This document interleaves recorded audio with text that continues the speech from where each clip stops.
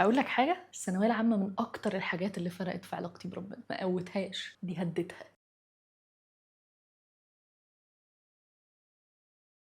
انا عارفه ان انت مش هتصدق الكلام اللي انا هقوله في الفيديو ده، وعارفه ان انت متاكد ان خلاص مفيش حل تاني، وان الكليه اللي انت كنت بتحلم بيها دي اكتر حاجه تستاهل الحياه، ولو انا ما دخلتش الكليه دي فخلاص انا حياتي لا تستحق ان تعيش، حياتي ملهاش معنى. ومتفهمه جدا حاله الغضب والهياج اللي بتجيلنا تجاه ربنا. بحس للاسف ان مع اي تجربه بندخل فيها الوحيد اللي بيلام او اكتر شخص ياخد النصيب الكبير من اللوم هو ربنا. بس انا عايزه احط في دماغك كده شويه افكار مش لازم تصدقها دلوقتي، حاول بس تفكر فيها، حاول تعديها على دماغك. اول حاجه، ايه اللي يفرق معاك ان انت تكون دكتور شاطر او مهندس شاطر او ان انت تدخلي طب او تدخلي علاج طبيعي مثلا؟ هل ده اللي يفرق معاك، ولا اللي يفرق معاك ان انت تعيش حياه فعلا ليها معنى، وحياه مليانه بالفرح، وحياه تستحق ان تعيش؟ كم حد تعرفه دخل كليات من كليات القمه بس كان عادي، وكم حد تاني دخل كليات عاديه خالص وبقى حد مؤثر في حياه الناس؟ مش قصدي اقول لك ان كل اللي بيدخل كليات القمه بيبقى اي كلام، ولا قصدي اقول ان عشان يبقى ليك قيمه ومعنى لازم تدخل كليات عاديه، بس قصدي اقول في حل تاني. الكليه مش هي نهايه الدنيا، في حل تاني. معنى الكليه باختصار ان انا اخترت ان انا ابقى بشارك في المجتمع عن طريق ان انا في اعلام مثلا، او في ألسن، او ان انا اطلع محاسب، او ان انا ابقى دكتوره، او ان انا ابقى مهندسه. دي وسيله انا اخترتها عشان اكون جوه المجتمع. بس اللي انا عايزاك تفكر فيه انها مش الوسيله الوحيده، في وسائل تانية. ايه هي؟ انا معرفش، وانت ممكن ما تبقاش عارف دلوقتي. تاني حاجه، هل يا صديقي عشان ربنا هو ضابط الكل يكون بيدخل فلان كليه معينه وبيخلي فلان ما يدخلش كليه معينه؟ هل ربنا بيعمل كده؟ ولو ربنا بيعمل كده محتاجاك بس تسال نفسك وتفكر، الناس اللي بتفشل في كليات معينه هل ربنا كاتب لهم الفشل؟ وبعدين معلش، هو يعني ايه ضابط الكل؟ هل ضبط الله لكل شيء يتنافى مع حريه الاراده اللي هو مديها؟ ولا هل ربنا اصلا من الاول مدينا حريه اراده اي كلام؟ ولو هو مدينا حريه اراده اي كلام، طب هتتحاسب على ايه في الاخر؟ محتاجاك بس تطلع من فكره ان ده اسمتك ونصيبك، وان هو ربنا كتب كده. هو ربنا كتب لك ان انت تدخل الكليه الفلانيه. في قوانين حاكمه للكون، اللي ذاكر هيلاقي. وفساد الطبيعه البشريه، وان العالم موضوع في الشرير، ده خلى ان لو حد عنده واسطه ممكن ينجح، او ان المراقب ممكن يظلمك.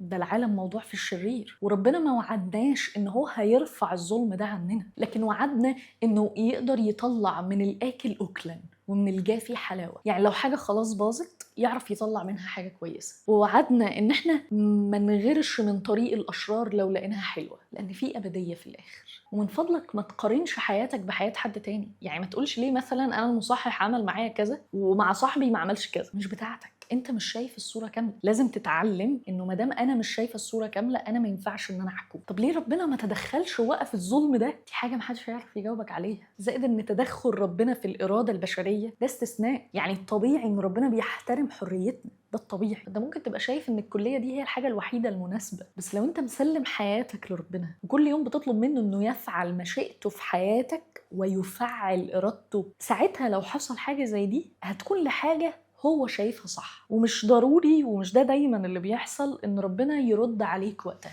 وصدقني الكلام ده انا بقوله لك من قلب خبرة شخصية أنا عشتها. وقت الثانوية العامة أنا ما كنتش بطلب كلية بعينها، بس كنت بطلب من ربنا إن أنا تكون حياتي ليها معنى، وأدخل أي حاجة تعمل لحياتي قيمة ومعنى. وخبرتي اللي في الثانوية العامة مع ربنا ما فهمتهاش وقتها تماما، وكان عندي كم غضب وتساؤلات كتيرة جدا تجاه ربنا، وإزاي تعمل فيا كده بعد ما وثقت فيك. معرفش هتصدقني دلوقتي ولا لا، بس هتلاقي نفسك بتوصل لإجابات أنت وقتها عمرك ما كنت تتخيل إن أنت تلاقي لها إجابة. تالت حاجة، قيمتك مش في الكلية بتاعتك خالص. انا عارفه ان انت دلوقتي ممكن تكون حاسس انه خلاص انا خذلت بابا وماما، ماليش تمن، خلاص اودي وشي من صحابي فين بقى؟ انا اللي دايما كانوا بيقولوا عليا حد مجتهد وبتاع اجيب المجموع ده. قيمتك مش في المجموع، قيمتك مش في الكليه. الكليه دي تسعيره المجتمع هو اللي بيحطها علينا، انما انت ليك قيمه لكونك ابن لله. وخلي بالك البنوه دي انا مش بجاملك، مش بقول لك خلي بالك احنا اولاد ربنا، ده يعني دي مجامله مني، ده اعلان، ده اعلان من الله. زي اعلان الثالوث ان الله واحد مثلث الاقانيم، ففي اعلان تاني ان انت ابن لله، ان احنا ولاده. ده اعلان، والاعلانات احنا مش بنتناقش فيها. احنا ما بنقولش ازاي بقى يبقى الله واحد وثالوث،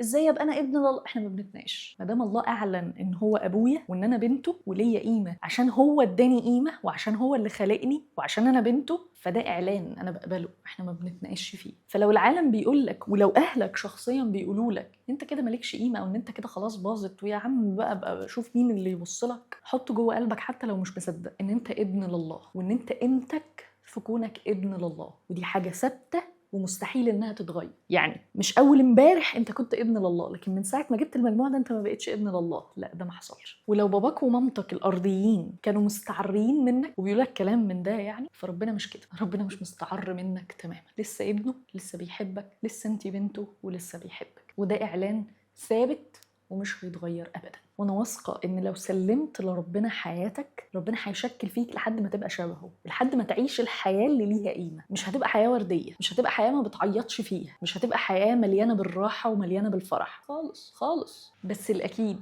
انها هتبقى حياه ليها قيمه تستاهل انها تتعاش. بنصلي من كل قلوبنا ان الفيديو ده يكون فرق مع اي حد فيكم. لو عندك اي اسئله عنه او متضايق من حاجه قلناها فيه وعايز تناقشنا، ابعت لنا على رسائل الصفحه.